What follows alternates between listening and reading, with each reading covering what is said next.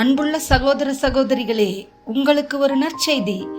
நாம் வரவிருக்கும் 2025 ஆண்டு ஜனவரி 1 365 நாட்களுக்கும் 365 தலைப்புகளின் கீழ் வேத வசனங்களை வாசித்து பகிர இருக்கிறோம்.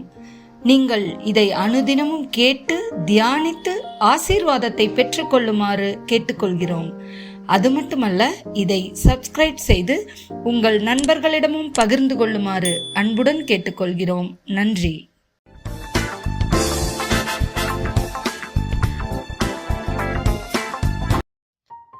இன்று நாள் 200. தலைப்பு கிறிஸ்துவை அறிதல். எரேமியா 9:23-24.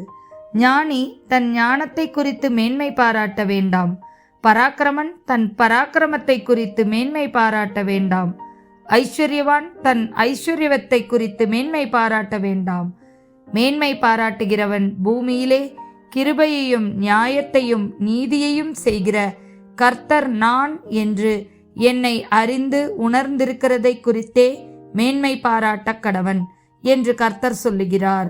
இவைகளின் மேல் பிரியமாயிருக்கிறேன் என்று கர்த்தர் சொல்லுகிறார்.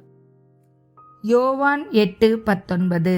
அப்பொழுது அவர்கள், உம்முடைய பிதா எங்கே என்றார்கள். இயேசு பிரதியுத்திரமாக, என்னையும் அறியீர்கள், என் பிதாவையும் அறியீர்கள். நீங்கள் என்னை அறிந்தீர்களானால் என் பிதாவையும் அறிவீர்கள் என்றார். யோவான் 17:3.